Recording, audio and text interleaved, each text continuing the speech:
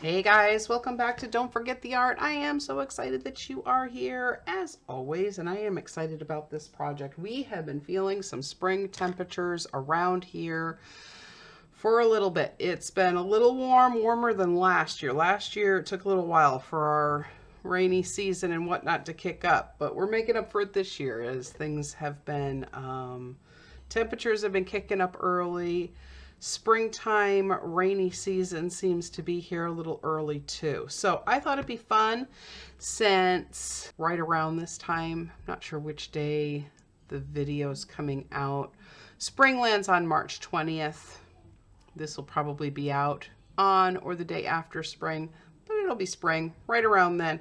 Anywho, I figured it would be good to maybe play around with some springtime themes and ideas. Now, this is a painting that I did from a reference photo a couple of years ago. I thought it would be fun to kind of play around with this.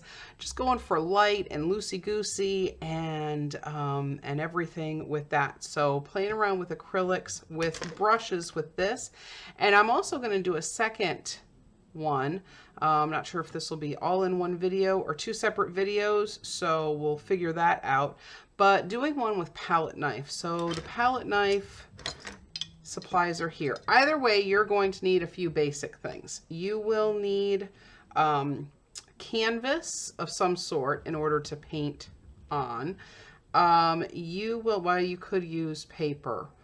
If you're going to use the palette knife, probably don't want paper, probably want canvas or canvas board. If you're going to just do plain paper, mixed media, or up would be great. You're going to want a palette to put your paints on. You are going to want some colors that kind of remind you of the vibes of spring. So I've got a few lying around here that I will probably use. You're going to want some water. You're going to want some paint brushes and or palette knives if that is what you're going to do. You can use pencil or you can use like a watercolor pencil like I have here. You're going to want paper towels either way, especially if you're using a palette knife though. You're probably going to need to clean off that palette knife quite a bit, so you will want the paper towels for that. Board or newspapers or something to put under it, and that's about it. So I'm going to go through my paintings and tell you a little bit more about what I did, and I will see you with my finished products on the other side. So for the tulip painting, I started with dabs of springy kind of colors along with white in the background and blended those together, just kind of streaking my paintbrush back and forth and letting those colors blend together. Now, I knew that I wanted to create a yellow tulip. So I went ahead in the corner and kind of had it planned out in my head. In the corner where I knew that I wanted that yellow tulip to be, I put purple. And I put purple for a reason, because purple is yellow's complementary color. So if I wanted the yellow to pop a little bit more, putting its complementary color around the area or in the background of where I'm planning on putting it is going to help that to happen. So I did have a little bit of a strategic plan as to where I placed those colors. After that, once the background dried, I sketched out with my watercolor pencil where I wanted things to be, and then just went ahead and did it. Now, we've talked about this before, but with acrylic paints, yellow is a pretty translucent color. And so it makes it difficult to put yellow on top of, especially a darker color underneath it. It's just not going to work.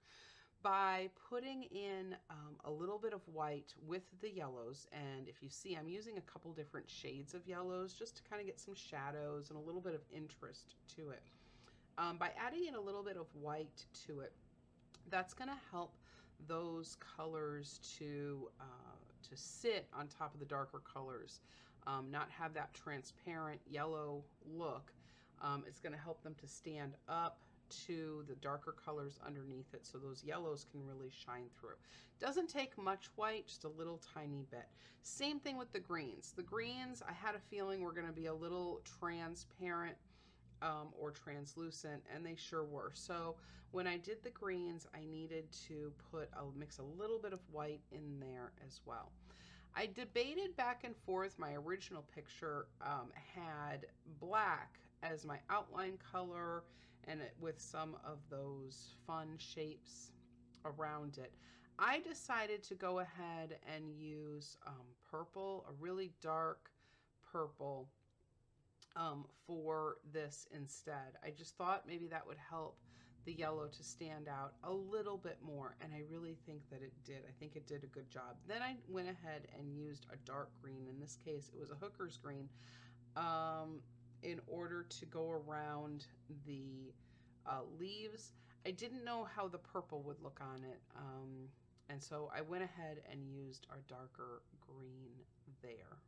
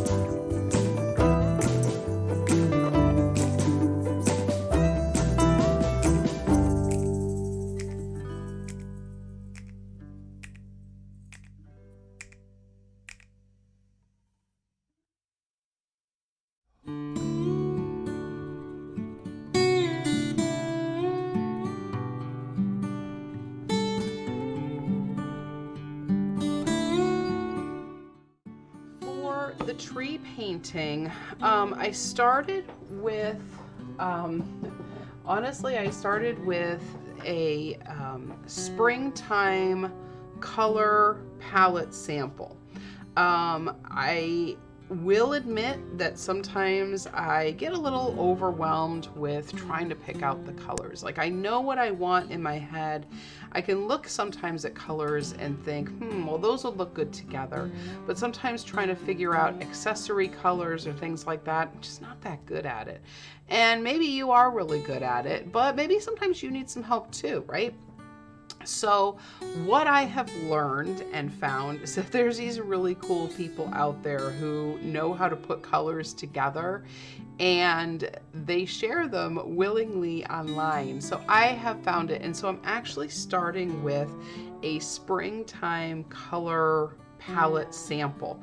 And from that, I found one that I really liked, that had some of these pinks, like a beige color, and I added in the browns obviously for the tree, but the greens, with the Viridian green, the phthalo green, I'm using a kind of a rose color, and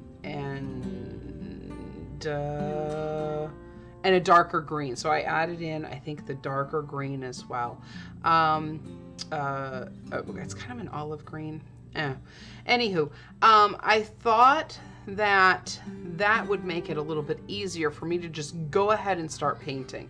So one thing I will tell you is if there's something that's kind of holding you back from going ahead and painting, something that you kind of get stuck on, figure out what it is and use the tools that are available to you to just go ahead and get going. So for me, sometimes it's colors. So taking samples or ideas from different color palettes that'll help me to just dig in and start painting really helped, and especially with this one.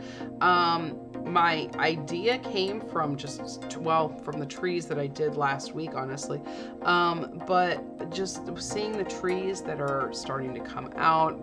Here in Florida, all of our leaves fall almost all at once, and so now they're all back with the beautiful greens, and even some of them getting the flowers on them. So I was really inspired by that. And so with this, I found kind of a reference photo of a single tree kind of sitting out in the fields, and I thought that this would be really, really fun.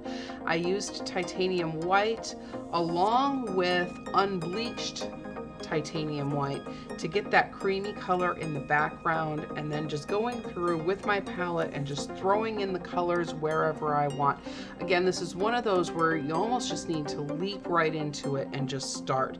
The wonderful thing is that you can go ahead and add some more flavors, some more different colors and things later, but jumping in and figuring out where to start is really the key to it. I love the palette knife with the texture. It sometimes does make it a little bit difficult because those paints can still be wet, but that's when things start blending together and a lot of fun things actually happen at that time. I love the textures too that tend to come out with the palette knife, and you can certainly use palette knife alongside of paint brushes. So I obviously used a paintbrush to get a nice color in the background that didn't have too much texture to it. I could have certainly used a palette knife for that, but you don't have to use strictly palette knife for the entire painting. You can just use where you want it to in the painting. But I really hope that you enjoyed this, and I hope that you take a shot at it. Whether you do a simpler painting with a paintbrush, whether you go and pull out a palette knife, and even if you don't have a palette knife, use an old gift card or something. Cut it up and you can use that as your palette knife. The point is to just have some fun, enjoy spring, and find inspiration around you in nature where these beautiful things can come about on your canvases.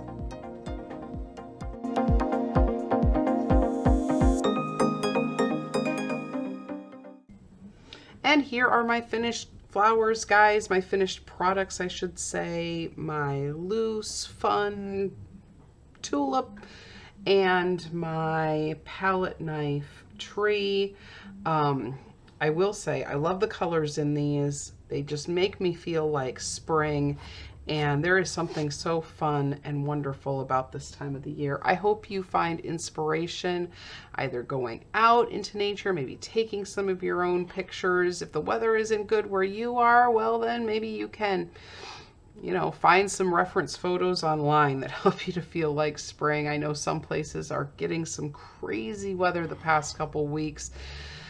Even the rain is good because we need the rain in order to get the flowers. So try to remember we all have to take the good with the bad, and good things come even with the storms. But I hope you guys have fun with this. I can't wait to see your pictures. Make sure you tag me with Don't Forget the Art. If you want some more information, be sure to check out the blog if you haven't already over on don'tforgettheart.com. Like and subscribe if you would like more videos, more art project ideas for you, for your kiddos, for anybody else that would really enjoy them. Take care, guys. Happy arting and happy spring.